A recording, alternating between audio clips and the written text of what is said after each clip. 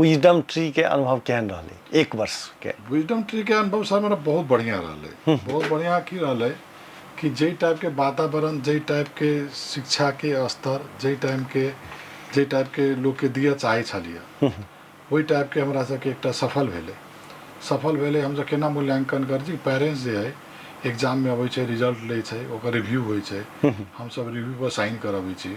तो वही सब चीज़ से हम सब बहुत ज़्यादा हमरा जो खुशी लगले कि हम सब बहुत ही सक्सेसफुली मतलब एक साल फर्स्ट ईयर में जबकि हमरा कोई नॉलेज नहीं रहा, हम तो उद्योग क्षेत्र से अली तो हमरा कोई नॉलेज नहीं रहा, ओकरा बाद हमरा सबके टीम स्टोर हम काम कैली तो हमरा सबके बहुत ही बढ़िया अनुभव रहले और हम सब बढ़िया कैली। जनकपुर में डेग पर स्कूल है, एकदम बिल्कुल सही बात है।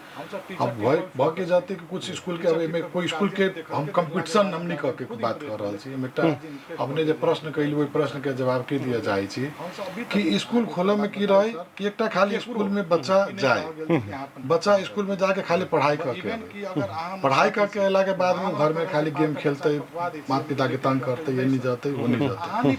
और आई हम सब जो स्कूल खोले बच्चे पछाड़ी की रहे बच्चा आते खेलबो करते, पढ़बो करते, खिलाई पढ़ाई साथ साथ खिलाइयो के हम सब प्रायोरिटी दे, हम सब एक्स्ट्रा एक्टिविटी